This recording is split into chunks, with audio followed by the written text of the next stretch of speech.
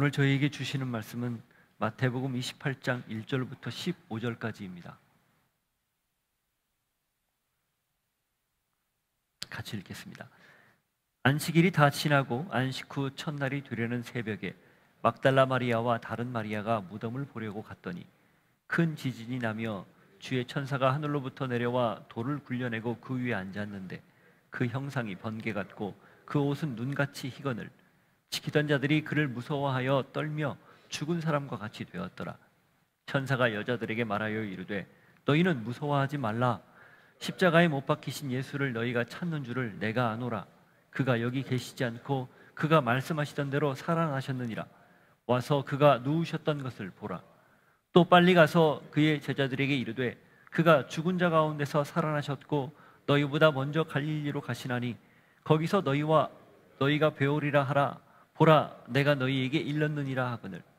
그 여자들이 무서움과 큰 기쁨으로 빨리 무덤을 떠나 제자들에게 알리려고 다름질할세. 예수께서 그들을 만나 이르시되 평안하냐 하시거늘. 여자들이 나아가 그 발을 붙잡고 경배하니 이에 예수께서 이르시되 무서워하지 말라. 내가 가서 내 형제들에게 갈릴리로 가라 하라. 거기서 나를 보리라 하시니라. 여자들이 갈 때에 경비병 중 몇이 성에 들어가 모든 된 일을 대제사장들에게 알리니 그들이 장로들과 함께 모여 의논하고 군인들에게 돈을 많이 주며 이르되 너희는 말하기를 그의 제자들이 밤에 와서 우리가 잘 때에 그를 도둑질하여 갔다 하라. 만일 이 말이 총독에게 들리면 우리가 권하여 너희로 근심하지 않게 하리라 하니 군인들이 돈을 받고 가르친 대로 하였으니 이 말이 오늘까지 유대인 가운데 두루 퍼지니라. 하나님 아버지, 부활의 아침, 부활 메시지를 저희가 듣습니다. 실제로 살아계신 하나님을 경험하는 귀한 은혜 시간이 되게 하옵소서. 예수 이름으로 기도하옵나이다. 진실을 접했을 때 그 진실을 보통 숨기려는 자와 그 진실을 있는 그대로 전하려는 자들이 있습니다. 만일에 이것이 드러났을 때 자기에게 불이익이 다가오거나 혹은 어려움을 겪게 된다면 대부분은 숨기려 하죠. 그렇지만 그 진실이 드러났을 때 자기의 이익이 되거나 혹은 그 진실이 밝혀짐으로 인해서 자잘못이 따져진다라고 생각하는 사람들은 최선을 다해서 그 진실을 밝히려고 합니다. 사람들한테 할 수만 있다면 전하고 다니게 되겠죠. 서로 상반된 입장에서 어떤 사람은 감추려 하고 어떤 사람은 전하려 합니다. 그런데 만일 그 진실을 알고 있는 당사자, 그 진실을 알고 있는 그 누군가가 특별하게 나에게 부탁을 해왔다. 이걸 반드시 알려서 이게 왜곡되지 않게 해달라. 그리고 혹은 내 억울함을 좀 풀어달라. 이런 부탁을 누군가 간곡히 해왔다면 그 부탁을 받은 사람은 어떻게 하겠습니까? 여러분 같으면 어떻게 생각하십니까? 보통은 그 사람 부탁을 들어줍니다. 그리고 그렇게 부탁을 할 만한 사람이 아마 믿을 만한 사람에게 했겠죠. 그렇기 때문에 개의치 않고 이것저것 따지지 않고 그걸 전하려고 해요. 만일에 그런데 그 진실을 드러내서 있는 그대로 말해달라고 하는 존재가 하나님이라면 어떻습니까? 그건 당연히 그 어떤 경우에도 타협하거나 포기하지 않고 반드시 그 진실을 전해야 되는 것이 역할이에요. 그걸 다른 말로 사명이라고 합니다.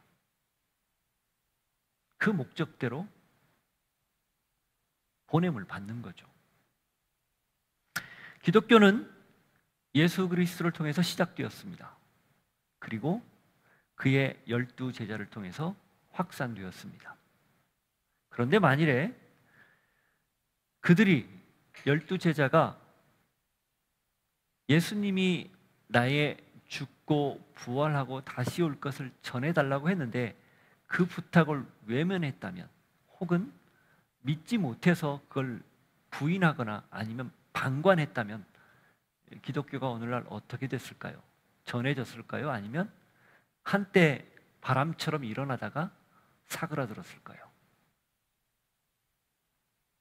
오늘날 우리가 성경을 읽고 이 성경을 통해서 예수의 부활, 그것을 분명히 믿고 있는 까닭은 예수님의 12제자가 헌신적으로, 아니 다 목숨을 걸고 부활을 전했기 때문에, 그리고 그 영향력을 받은 제자의 제자가, 그 제자의 제자의 제자가 이어서 반복되는 모든 제자들이 똑같은 마음으로 하나님이 주신 사명을 전해왔기 때문에 오늘 우리에게까지 고스란히 들려오는 겁니다.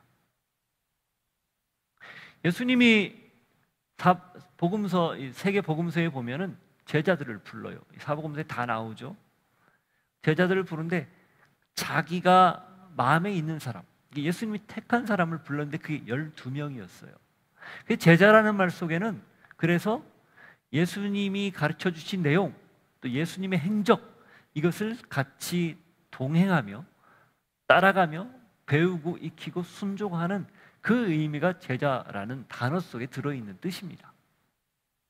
그렇게 해서 불러서 3년을 같이 지냈죠. 그게 제자로서의 삶이었어요. 그런데 제자로서의 삶이 제자로만 끝났다면 그건 당대에서만, 혹은 그 당대나 그 다음 때나 몇 대 정도에서만 끝날 일입니다.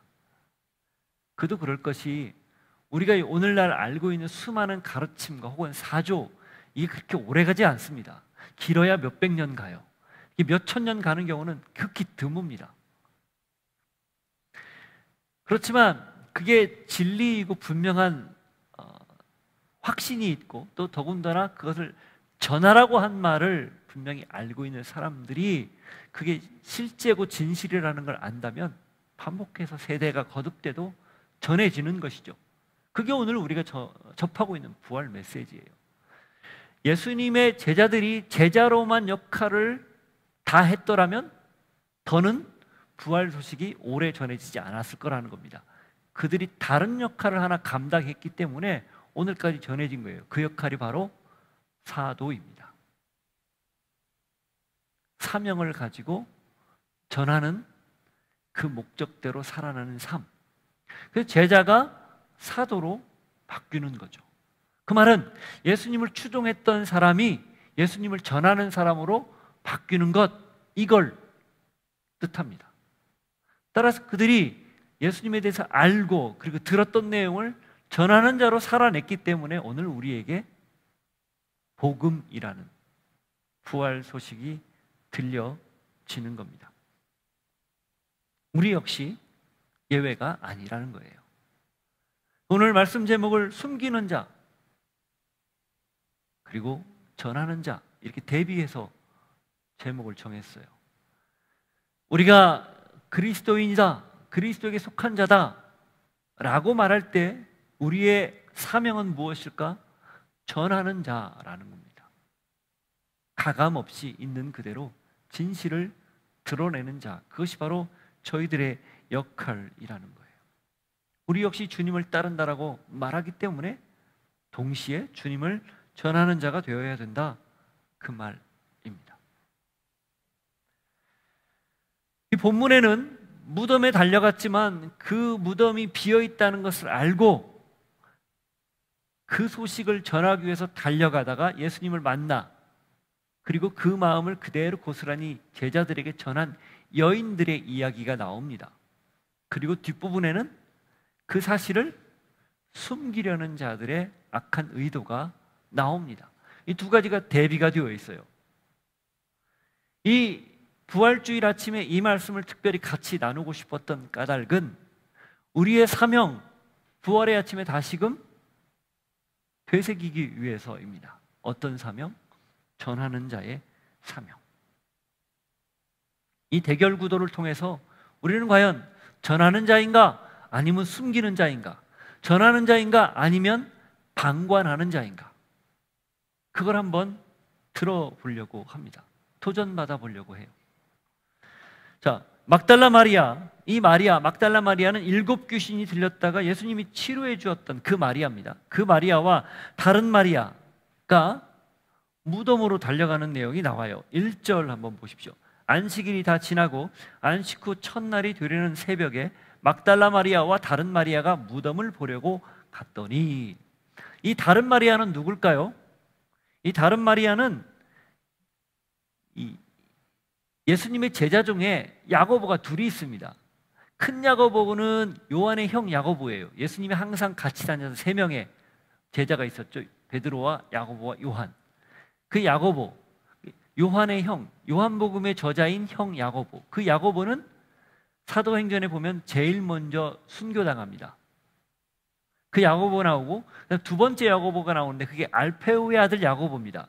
예수님의 제자 중에 그 작은 야고보라고 하는데, 여기 나오는 야고보의 엄마라고, 어머니라고 되어 있는 다른 마리아는 다른 복음서에 보면은 이 알페오의 어머니로 보입니다. 그리고 또 한 명의 야고보가 나오는데 예수님의 동생, 바로 아랫동생 야고보, 야고보서의 저자이죠. 그리고 여기에 나오는 다른 마리아는 이 작은 야고보, 알페오의 아들, 그러니까 알페오의 부인이 되겠죠. 그 마리아를 뜻합니다. 이렇게 둘이, 그런데 다른 복음서에 보면 또 다른 사람이 한 셋 정도가 예수님의 무덤에 달려가는 걸로 나와 있어요. 이들은 예수님이 어떻게 되는지를 사실은 바라보고 있었습니다. 마가복음 15장을 한번 보십시오.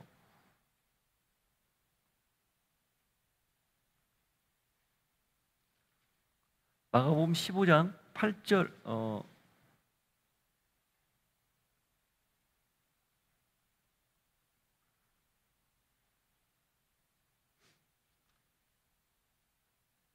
15장 47절이요. 네. 같이 보겠습니다. 막달라 마리아와 요새의 어머니 마리아가 예수 둔 곳을 보더라. 예수 둔 곳, 어느 곳을 얘기하는 거예요? 무덤.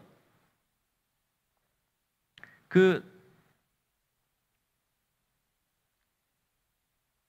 아리마대 요셉의 그 무덤에 묻어놓은 걸 본 거죠.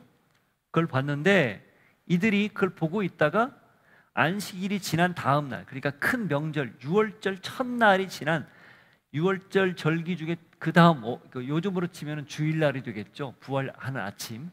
그 아침에 향품을 들고 무덤으로 지금 달려간 거예요. 그 누가복음이나 마가복음을 보면 이 큰 돌을 어떻게 옮길까 걱정하면서 달려가는 게 보입니다. 그 유대인들의 매장 방식은요, 그 비교적 굴을 파기가 쉬운 그런 지형이었어요. 약간 석회질이 있는 지형들이었기 때문에 무덤을 이렇게 비탈진 곳에 팝니다. 쑥 파고 들어가고, 그게 가족묘예요, 보통은. 근데 그 안에 가족들이 죽으면 거기다가 전통적으로 조상들을 매장하는 그런 풍습이 있거든요. 그런 매장 습관이 있는데 그 겉을 돌로 막고 그 돌 주위를 회치를 해서 봉인을 해요. 다음 장사가 일어나면 그걸 깨트려서 돌을 굴린 다음에 매장을 하고 또 회치를 하고, 그렇게 돼 있죠. 겉은 굉장히 깨끗하게 해놨는데 속에서는 이제 썩고 이런 일들이 일어나는 거죠. 회칠한 무덤 같다라는 표현이 바로 그런 겁니다. 겉은 번지르한데 속은 다 이렇게 썩어 있는 그런 건데, 이제 둘이 가서 예수님이 아리마대 요셉 새 무덤에 들어갔는데 전날 급하게, 안식일 전에 급하게 예수님을 매장했기 때문에 제대로 향품을 처리를 못한 거예요. 매장 절차를 제대로 못한 거죠. 그래서 그 향품을 들고 가서 지금 처리하려고 달려가는 그런 상황입니다.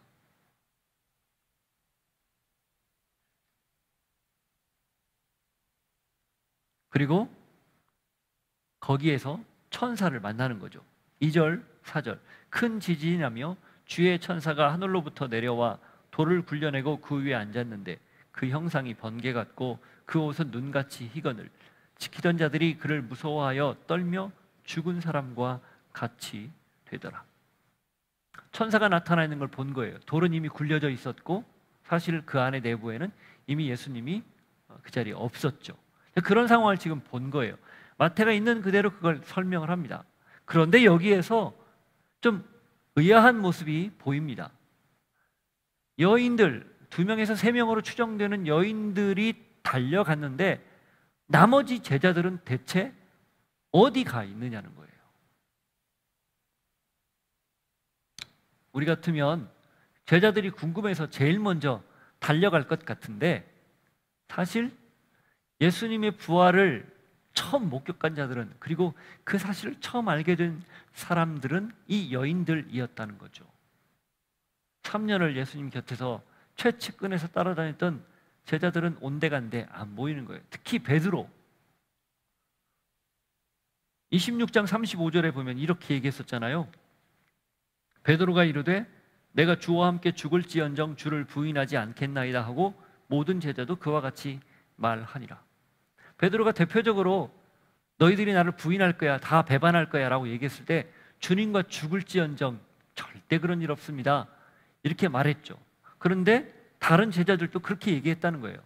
그렇게 호언장담했던 이 사람들 도대체 어디 갔단 말이냐는 거예요.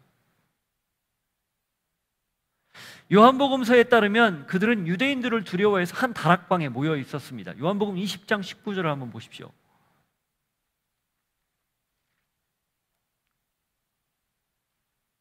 이튿날 곧 안식 후 첫날 저녁 때에 제자들이 유대인들을 두려워하여 모인 곳의 문들을 닫았더니 예수께서 오사 가운데 서서 이르시되 너희에게 평강이 있을지어다. 거기 보면 저녁 때까지 아무것도 못하고 유대인들을 두려워해서 다락방에 모여 있었다 이렇게 되어 있어요. 물론 베드로는 또 달려갔다 온 그런 지금 상황입니다. 이 여러 가지 정황들로 봤을 때 여인들은 예수님의 시체를 처리하기 위해서 달려갔지만 제자들은 무서워서 옴짝달싹 못하고 숨어 있었다는 것을 알 수 있습니다. 더군다나 제자들이 어떤 상태였는가, 누가복음 24장을 보면 이렇게 돼 있어요. 11절 10절부터 보시죠.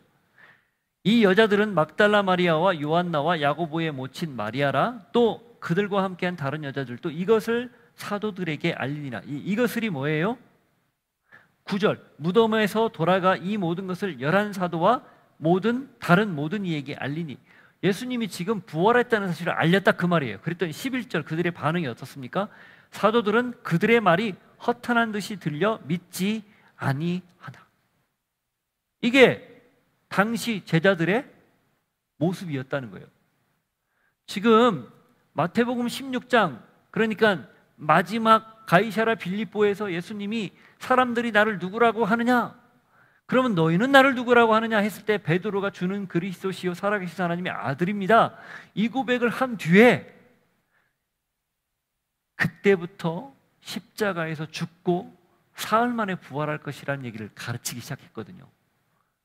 그리고 그걸 연거푸 공생의 마지막 기간에 집중적으로 3번을 말씀하세요. 이때 한 번, 변화산에 올라갔다 내려와서 한 번, 그리고 예루살렘에 입성하기 전에 한 번. 자, 그 정도면 알아들을 법하잖아요. 아하, 그렇구나. 그리고 결정적인 게 또 있어요. 겟세마네 동산에서 예수님이 그 얘기를 하셨거든요. 그러나 내가 살아난 후에 너희보다 먼저 갈릴리로 가리라. 자, 이렇게 말씀까지 다 해놨는데 전혀 그걸 제자들이 지금 믿지 못하고 있는 거예요. 아니, 인식도 못하고 있는 겁니다. 어처구니 없는 일로 간주합니다. 이 복음서에 나타난 제자들의 반응은 조금씩 차이가 있지만 근본적인 면에서는 모두 부정적이었다는 거예요. 3년을 따라다니는 성적표 치고는 굉장히 초라하죠. 그런데 반면 여인들은 물론 시체를 더 처리해서 매장하는 걸 돕기 위해서 갔지만 어쨌든 그들은 어떤 동기가 됐든지 예수님 앞에 달려갔다는 거예요. 제자들은 전혀 아무런 반응도 보이고 있지 않는데 오히려 여인들이 그렇게 달려갔다는 겁니다. 이게 성경적으로 무슨 의미가 있을까? 이때 당시에 법정에서 무언가를 증언할 때요, 죄송합니다, 이때 당시에는 여인들의 증언은 효력이 없었어요. 이게 법정에서 만일에 이 여인들이 부활의 첫 증인으로 예수님이 부활했다라고 말할 때 당신들의 말은 아무리 당신들이 본 것이 그거라 해도 법적인 증거 효력은 없습니다, 이렇게 결론이 날 수 있는 대목이라는 거예요. 자, 그러면 성경의 저자가 마태, 마가, 누가, 요한이 예수님의 부활 소식을 전하면서 복음서를 썼다면, 그리고 그것이 정확하다면 여러분 같으면 어떻게 쓰고 싶겠습니까? 이게 법적인 효력이 있고 분명히 맞다라고 전하고 싶다면 이 여인들의 이야기 빼고 베드로가 구풀에 달려가서 보거든요. 베드로 이야기부터 할 수 있어요. 그래도 상관없습니다. 여인들 이야기 생략하고 베드로도 어쨌건 달려가서 봤기 때문에, 그리고 제자들도 나중에 예수님을 봤기 때문에 제자들이 예수님의 부활 소식을 보고 전했다 이렇게 말하면 법적으로도 효력이 있어요. 그런데 여인들의 이 증언을 제일 먼저 기록한 건 그만큼 이게 더 분명하다는 거예요. 역사적 사실이 그렇다라는 겁니다. 왜곡하지 않고 편취하지 않고 뺄 것 빼고 넣을 것 넣는 그런 편집 없이 있는 그대로 얘기했다는 거예요.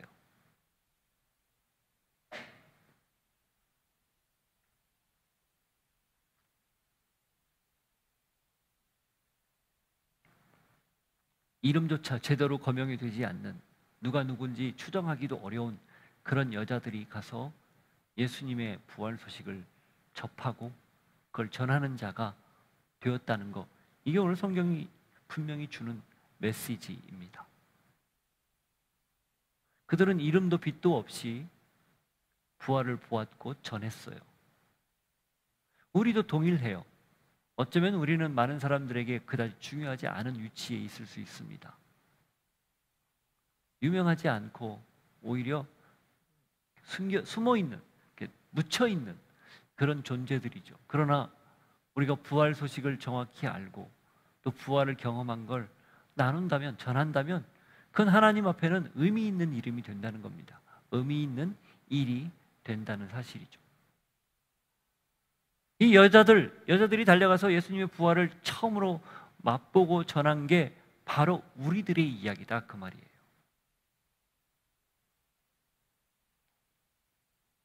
저는 부활의 아침에 여러분에게도 이 여인들 같이 때로는 유명하지 않지만 그러나 부활의 첫 소식을 접하고 전하기를 주저하지 않았던 것처럼 그러한 결단과 고백이 오늘 있기를 바랍니다. 자, 그렇게 했는데 이 천사의 등장, 이건 굉장히 놀랄만한 일 아니겠습니까? 무덤을 지키는 자는 물론 무덤에 찾아갔던 여인들에게도 굉장히 놀라울 만한 일, 이것이 바로 천사가 나타난 사실이에요. 5절, 6절을 한번 보십시오. 천사가 여자들에게 말하여 이르되 너희는 무서워하지 말라. 십자가에 못 박히신 예수를 너희가 찾는 줄을 내가 아노라. 그가 여기 계시지 않고 그가 말씀하시던 대로 살아나셨느니라. 와서 그가 누우셨던 것을 보라. 그렇게 놀라 있는데 그 놀라 있는 여인들에게 천사가 정확히 이야기합니다. 놀라지 말라, 무서워하지 말라, 다독거리고 보라, 그가 누워있던 곳을, 이렇게 말하는 거예요.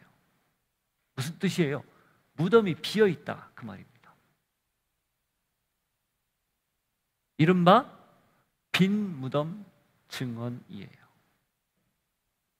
무덤은 있으나 시체는 없는 상황. 시체가 왜 없어요? 부활했기 때문에 없다는 거죠. 이게 기독교 신앙의 핵심이에요. 그래서 부활절을 상징할 때 항상 무덤이 이렇게 있고 열려있고 비어있는 것을 보여줍니다. 빈 무덤. 그 말은 곧 부활했다라는 것을 강조하는 거죠. 여느 종교에는 전부 무덤이 있어요. 그의 가르침, 그의 생애를 기리는 무덤이 있죠. 그러나 기독교에도 무덤이 똑같이 있지만 다른 무덤입니다. 빈 무덤. 이것이 신앙의 중요한 핵심이에요. 그래서 사도신경에 어떻게 고백해요? 전능하사 천지를 만드신 하나님 아버지를 내가 믿사오며 그의 아들 우리 주 예수 그리스도를 믿사오니, 그 다음 이는 동정녀 마리아에게 나시고 본디오 빌라도에게 고난을 받으사 십자가에 못 박혀 죽으시고 장사한 지 사흘 만에 죽은 자 가운데서 다시 살아나서, 십자가에서 죽으시고 장사되었다가 매장되었다가 다시 살아났다. 이게 핵심이에요.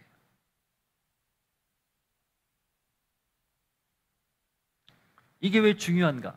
무덤이 비어있다는 사실, 그 무덤을 증언하는 것, 천사가 여자들에게 이 무덤을 보라고 한 게 왜 중요한가?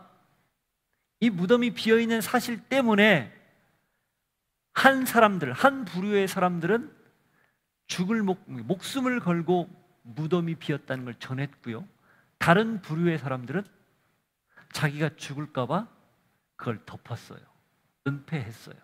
그래서 중요한 겁니다. 이 빈 무덤을 증언한 천사가 예수님이 생전에 했던 말을 환기시켜요. 7절. 또 빨리 가서 그의 제자들에게 이르되 그가 죽은 자 가운데서 살아나셨고 너희보다 먼저 갈릴리로 가시나니 거기서 너희가 배우리라 하라. 보라 내가 너희에게 이르느니라 하거늘. 아까 말씀드린 이 26장 32절에 나오는 갈릴리에서 보자 했던 이야기를 상기시키는 거죠.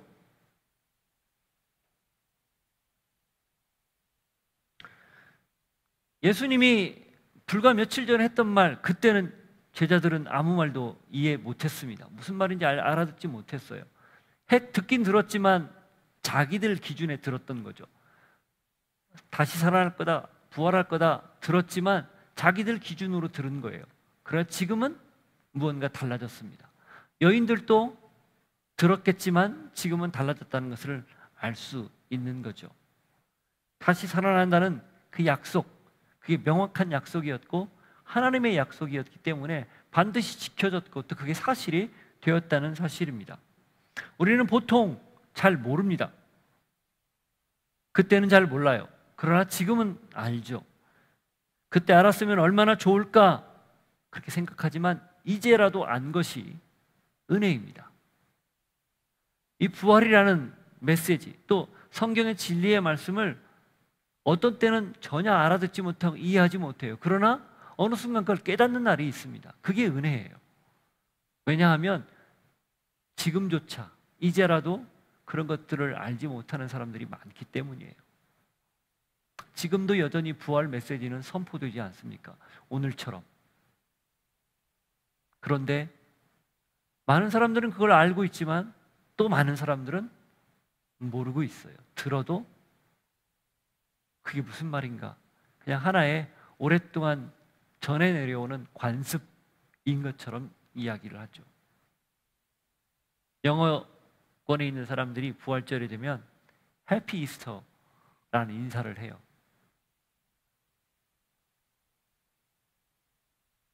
그 인사가 정말 예수님의 부활을 선포하고 인정하는 인사인지 아니면 오랜 세월 내려오면서 몸에 밴 인사인지 생각해 봐야 된다는 겁니다. 우리 신앙도 마찬가지예요. 입에 늘 익숙하게 붙어있는 말로 하나님을 고백하고 찬양하는 건지 아니면 내 마음에 진심을 실어서 고백하고 찬양하는 건지 늘 물어야 되는 거죠. 그래서 은혜입니다. 이걸 알고 있으니 전할 수밖에 없다는 거죠. 이걸 들었으니 나눌 수밖에 없다는 겁니다. 처음에는 그렇게 우리가 그런 목적으로 신앙하지 않을 수 있어요. 내가 필요해서, 내가 원해서, 내 바람이 있고 소망이 있어서 신앙할 수 있습니다. 그러나 시간이 지남에 따라 진심이 담기고 그리고 말씀의 깊이를 깨달으면 깨달을수록 하나님의 목적과 하나님의 뜻대로 하나님이 바라는 대로 사는 것, 이게 신앙이 되죠. 부활이란 바로 그것을 확인하는 시간입니다.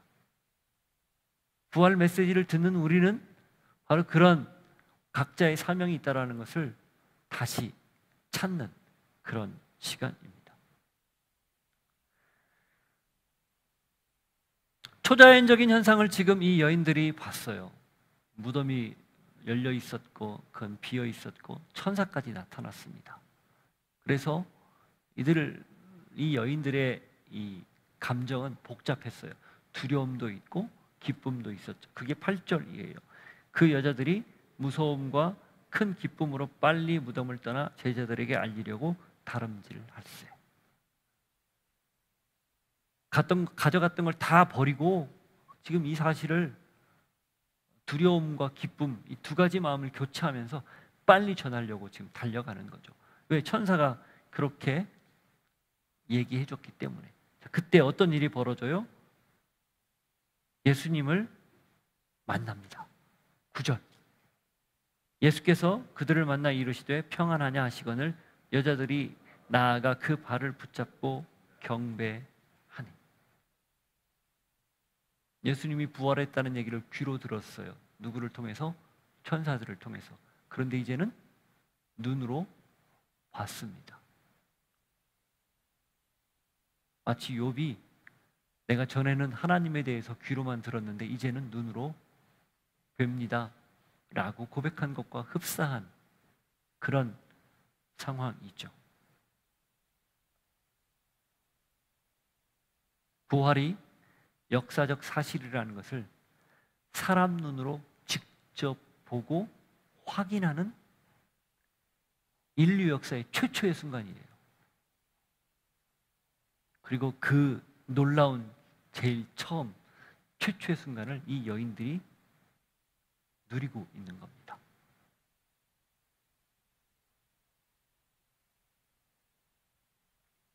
저는 여러분들도 우리가 항상 그 뒤에 벌어진 일이겠지만, 그 뒤에 경험하는 예수님의 부활을 맛보는 일이겠지만, 그래도 늘 마음으로는 이 여인들처럼 처음 맞듯이, 처음 겪듯이 그렇게 부활하신 예수님을 만날 수 있는 은혜가 있기를 바랍니다. 자, 예수님의 말씀이 이어집니다. 10절. 이에 예수께서 이르시되 무서워하지 말라. 가서 내 형제들에게 갈릴리로 가라 하라. 거기서 나를 보리라 하시라. 예수님의 말씀이 뭡니까? 평안하냐 했었고, 이어서 무서워하지 말라. 생각해 보세요. 돌아가셨던 분이 지금 눈앞에 버젓이 계셔요. 이 유령인가 하고 놀라지 않았겠어요? 그래서 평안하냐, 평안하라고 말씀을 하셨고, 이제는 무서워하지 말라고 이야기를 하는 거예요. 다른 복음서에 보면 만지려고 했었죠. 근데 아직 내가 올라가지 않았기 때문에 만지지 말라고 말씀하시는 부분도 있어요. 또 도마에게는 직접 만져보고 찔러보라고도 이야기하죠. 그래서 부활체라는 게 우리가 생각하는, 우리의 뇌리속으로, 머릿속으로, 이성적으로 생각하는 모습이 아니라는 것을 우리가 쉽게 짐작할 수 있는 그런 모양, 그런 구절입니다. 자, 어쨌든 천사가 했던 말 그대로 예수님이 다시 이야기하는 거예요. 어디로 가라? 갈릴리로 가라. 예수님이 처음 말씀하셨고, 천사가 그걸 확인해 줬고, 천사가 했던 말 그대로 예수님이 다시 하는 거예요. 3번 연거푸. 그래서 갈릴리로 가서 다시 제자들을 만나겠다는 거죠. 자, 이제 갈릴리로 왜 오라고 했을까요? 왜 갈릴리에서 만나자고 했을까요? 그리고 여기에서 예수님이 제자들을 부르는 표현이 뭡니까? 지금 보시면 내 형제들이라고 표현했어요. My brother.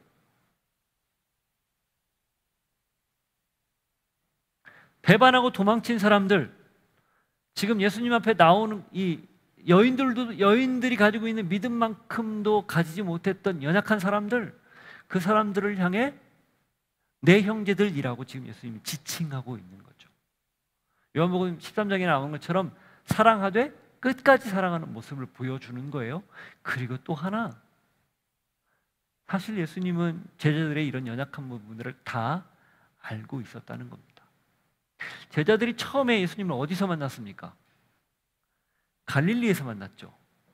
두 번째, 부활한 이후에 어디서 만납니까? 갈릴리에서 만나요. 처음 만난 갈릴리는 예수님을 따라다니는 제자로서의 부름, 그 자리였어요. 그들은 아직 미숙했고 부족했어요. 그래서 두 번째, 부활한 이후에 다시 만나는 두 번째 만남은 미숙과 부족한 걸 뛰어넘는, 이제 머지않아 성령이 임하면 그들 안에 불같은 하나님의 능력이 나타나고 그 미숙이 성숙으로 바뀌고 부족이 능력으로 바뀌는 그 두 번째 만남을 갈릴리에서 갖겠다, 그런 의미입니다. 부활이란 무엇인가? 바로 이 제자들이 갈릴리에서 예수님을 다시 만난 것처럼 우리 역시 어제까지의 신앙을 뒤로 하고 오늘 새롭게 부활한 예수님을 만나는 자리, 이게 부활이에요. 그게 갈릴리에서 보자라고 했던 의미입니다. 여러분의 갈릴리는 어디일까요? 다 다르겠죠. 예수님을 만났던 첫 자리, 혹은 이 공간일 수도 있고 가정일 수도 있고 그때가 있을 거예요. 부활한 이날 우리에게도 동일하게 그 갈릴리에서 만나는 약속 주시고 그런 은혜를 허락하옵소서. 부활하신 주님을 만난 이후에 우리의 생애가, 우리의 삶이 이전과는 전혀 다른 모습으로 살 수 있는 그 고백, 그 기대, 우리에게도 허락하옵소서. 이게 오늘 우리가 드려야 될 기도고 소망입니다.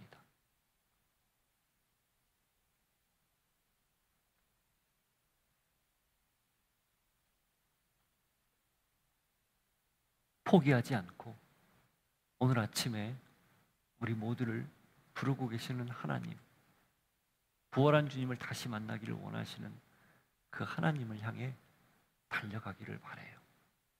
실패했어도 괜찮습니다. 여전히 무익해도 괜찮습니다. 그러나 갈릴리에서 형제들을 부르며 다시 만나기를 원했던 예수님의 마음을 헤아리고 그분께로 믿음으로 달려갈 수 있는 여러분이 되기를 바랍니다. 마태복음은 그런데 여기까지만 전하지 않습니다. 한 가지를 부연해요. 마가, 누가, 요한에는 나오지 않는 내용입니다. 그게 은폐하려는 사람들의 움직임이에요. 11절부터 14절을 보십시오. 여자들이 갈 때 경비병 중 몇이 성에 들어가 모든 된 일을 대제사장들에게 알리니 그들이 장로들과 함께 모여 의논하고 군인들에게 돈을 많이 주며 이르되 너희는 말하기를 그의 제자들이 밤에 와서 우리가 잘 때에 그를 도둑질하여 갔다 하라. 만일 이 말이 총독에게 들리면 우리가 권하여 너희로 근심하지 않게 하리라 하니. 이들은 예수님이 돌아가신 직후에 이렇게 작당을 했었어요. 27장 62절 보십시오. 62절부터 66절까지 앞부분에 있죠. 바로 자, 읽어볼까요? 그 이튿날은 준비일 다음 날이라 대제사장들과 바리새인들이 함께 빌라도에게 모여 이르되 주여 저 속이던 자가 살아있을 때에 말하되 내가 사흘 후에 다시 살아나리라 한 것을 우리가 기억하노니 그러므로 명령하여 그 무덤을 사흘까지 굳게 지키게 하소서. 그의 제자들이 와서 시체를 도둑질하여 가고 백성에게 말하되 그가 죽은 자 가운데서 살아났다 하면 후에 속임이 전부 다 더 클까 하나이다 하니 빌라도가 이르되 너희에게 경비병이 있으니 가서 힘대로 굳게 지키라 하거늘 그들이 경비병과 함께 가서 돌을 인봉하고 무덤을 굳게 지키니라. 이 제사장들과 당국자들이 예수님의 가르침을 듣고 지금 사실 두려웠던 거예요. 사흘 만에 다시 살아난다고 했으니까 무덤을 딱 지키면 어떻게 못하겠지 생각한 거예요. 만일에 저 제자들이 와가지고 몰래 와서 무덤을 깨고 시체를 훔쳐다가 다른 곳에 감춘 다음에 부활했다라고 말하면 그 전에 가르쳤던 게 이 부활했다는 사실 때문에 더 큰 혼란을 초래하고 빌라도 당신이 지금 다스리는 이 유대 지역에 큰 어려움이 겪습니다. 그러니 정치적으로 어렵기 전에 우리의 말을 들어주십시오. 지킵시다. 이렇게 해서 그렇게 한 거예요. 마태가 이 사실을 특별히 기록한 까닭은 이 마태복음은 누구에게 쓰여진 책인가? 유대인들을 대상으로 쓴 책입니다. 그래서 유대인들이 이해할 수 있는 언어와 구약을 인용을 많이 한다든지 여러 가지 율법들을 통해서 그들에게 예수님이 메시아, 왕이라는 사실을 설득하는 책이에요. 그때 당시 이 마태복음을 쓸 때 당시 유대 사회에 어떤 이야기들이 돌았냐면 예수님이 죽지 않았다, 기절했다. 보통 성인 남자는 십자가에서 아무리 빨리 죽어도 하루 안에는 안 죽는데요. 길게는 2주 정도까지 버틴다고 합니다. 그런데 예수님은 6시간 만에 돌아가셨잖아요. 그건 말이 안 된다는 거예요. 기절했는데 그걸 무덤에 넣었다가 기절했다가 일어나서 도망쳤다. 이렇게 기절설. 두 번째, 시체 도난설. 여기 나오는 것처럼 예수님의 제자들이 시체를 도둑질해서 숨겨놓고 부활했다고 말했다.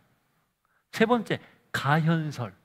거짓으로 나타났다. 예수님은 실체가 없다. 처음부터. 마치 홀로그램처럼 그렇게 나타났다. 이런 이야기들이 돌았어요. 그러니 자기들이 생각했던 메시아 상이 예수님이 아니었잖아요. 자기들이 생각한 메시아 상은 올라왔다면, 예루살렘에 그렇게 멋지게 입성했다면 로마를 뒤엎고 다윗 왕조를 세우는 게 메시아인데 힘없이 죽었잖아요. 오래전에 죽었잖아요. 이 마태복음 기록될 당시 예수님 돌아가신 지 약 30년, 40년 후거든요. 그런 나사렛의 예수가 그리스도다, 천만에 아니다 라고 알고 있었거든요.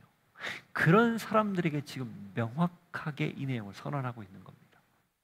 그래서 가감없이 여인들이 먼저 봤다는 얘기도 하는 거예요. 그리고 이 사실도 이야기하는 겁니다. 그때 무슨 일이 있었는가? 로마의 군병들을 매수해서, 당국자들이 돈으로 매수해서 제자들이 시체를 도둑질해 갔다, 이렇게 시킨 거예요. 무마시킨 거죠. 그래서 15절 뭐라고 돼 있어요? 군인들이 돈을 받고 가르친 대로 하였으니 이 말이 오늘까지 유대인 가운데 두루 퍼지니라.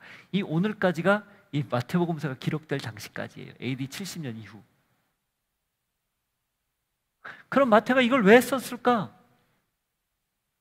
그렇게 은폐해 본들 진실을 감출 수 없다. 예수님을 경험하고 부활을 맛본 사람들이 지금, 제가 오늘 예배 시작 처음 전에 고린도전서 15장을 읽었잖아요. 예수님이 누구에게 나타났는지 쭉 바울이 서술을 했잖아요. 심지어는 500여 명의 형제에게도 일시에 나타났다고 돼 있어요. 그리고 맨 마지막에 만삭되지 못해서 태어난 자기같이 부족한 자에게도 나타났다고 얘기를 해요. 그리고 결정적인 것, 예수님을 본 사람들의 많은 사람들이 지금도 살아있다, 이 얘기를 해요. 고린도전서가 쓰여진 게 AD 65년 정도예요. 예수님의 부활을 목격한 사람들이 생생하게 살아있는데 그걸 왜 부인하고 왜 믿지 못하는가? 이 유대인들이 시체를 도난해 갔다고, 도둑질해 갔다고 말하는 거 거짓이다라는 걸 반박하는 거죠. 아무리 숨겨본들 숨길 수 없다는 거예요. 왜? 본 사실이 더 강력하고 명확하니까. 그래서 오늘까지 우리에게 전해오는 거예요. 여러분, 이 사명, 만일에 우리가 우리 대해서 멈춘다면 어떻게 될까요? 이거야말로 엄청난 직무유기 아니겠습니까? 땅끝이 공간적으로 땅끝만 이야기하지 않아요. 시대적으로 다음 세대 땅끝이에요. 우리 역시 부활을 맛봤다면, 그래서 갈릴리에서 다시 예수님을 만나고 부활한 예수님 까닭에 사명을 다시 부여받은 사람들이라면 가만히 있지 않고 전하는 자로, 예수의 부활을 선언하는 자로 사는 것, 그게 부활한 아침 예배하는 우리 모두에게 주시는 도전입니다. 숨기는 자나 방임하는 자로 살겠습니까? 아니면 끝까지 전하는 자로 살겠습니까? 그 물음에 진지하게 답할 수 있는 여러분 되기를 바랍니다. 같이 기도하겠습니다. 하나님 아버지, 부활이 너무 명백한 사실인데 우리는 너무 익숙해서 그냥 1년 또 하루 부활절을 지키는 날로 오늘 예배하는지도 모릅니다. 그러나 주님, 부활한 예수님을 만난 이 여인들, 제자들, 그리고 수많은 믿음의 선배들이 목숨을 걸고 부활을 전해서 오늘 우리에게 들렸듯 우리 역시 그런 삶을 살게 하옵소서. 세상은 여전히 부활을 은폐합니다. 무시합니다. 숨기려 합니다. 아니, 들으려 하지 않습니다. 우리 또한 나도 모르게 내 신앙에 젖어들어 있고 그저 익숙한 환경에 빠져 있다면 그렇게 될 가능성 많습니다. 부활한 이 기념하는 이날, 그러지 않기를 다시 결단하는 저희가 되게 하옵소서. 하여 때를 얻든지 못 얻든지 부활한 예수를, 부활하신 예수님을 전하고 증언하는 삶을 살아갈 수 있는 우리가 되게 하옵소서. 같이 기도합시다. 하나님 아버지, 그래요. 선포합니다. 선언합니다. 부활하신 영광의 주 하나님과 함께 계시는 살아계신 나의 하나님, 그 하나님을 마음껏 증언하고 전하는 사람으로 살아가는 저희가 되게 하옵소서. 세상은 여전히 익숙한 부활의 메시지에 그저 하루 보낼지도 모릅니다. 부활절로 해피 이스터 인사하며 하루를 보낼지 모릅니다. 그러나 주님, 우리만큼은 다시 갈릴리에서 예수님이 제자들을 다시 만나주시고 그들에게 부활의 사명을 주신 것처럼 우리 동일하게 부활의 사명을 받아 살아갈 수 있도록 도우시고, 하나님 까닭에 우리 역시 부활을 증언하는 자로 살아갈 수 있는 믿음의 사람들 모두가 될 수 있게 하여 주옵소서. 하여 은폐하지 않고 방임하지 않고 숨기지 않고 직무를 유기하지 않고 부활을 증언하는 자로, 전하는 자로 살아가는 우리들 모두가 되게 하여 주옵소서. 하나님, 전하는 자로 살게 하여 주옵소서. 우리를 다시 만나서 부활의 사명을 주시는 주님을 소망하는 저희 되게 하옵소서.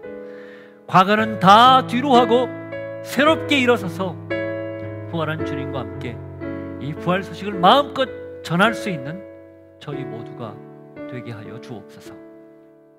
예수 이름으로 기도하옵나이다. 아멘.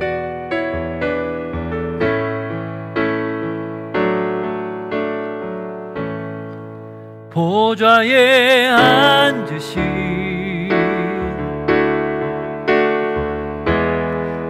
그 어린 양 예수,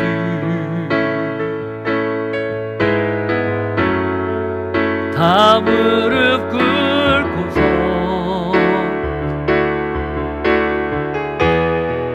주 경배하리라. 자리에서 일어서 고백합니다. 찬송과 존귀와 찬송과 존귀와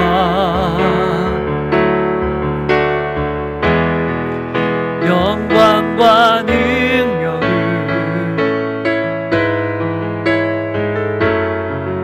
영원 영원토록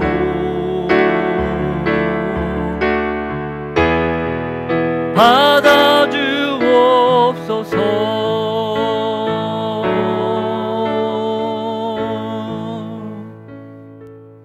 부활하신 영광의 주, 그 주님을 선포합니다.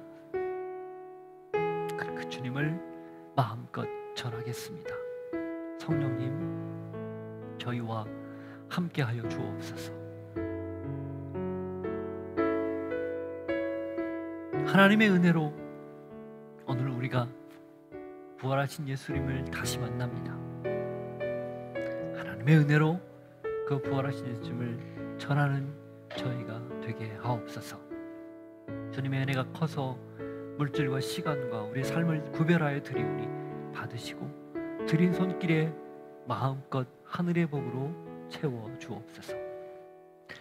지금은 예수 그리스도의 은혜와 하나님 아버지의 사랑과 성령님의 교통하심이 부활한 아침, 부활을 기념하며 하나님의 음성을 듣고 전하는 자로, 부활을 선언하는 자로 살기를 소망합니다. 결단하고 고백하는 주의 백성들 머리 위에, 삶의 자리 위에 이제로부터 영원토록 함께 하시기를 간절히 축원하옵나이다. 아멘.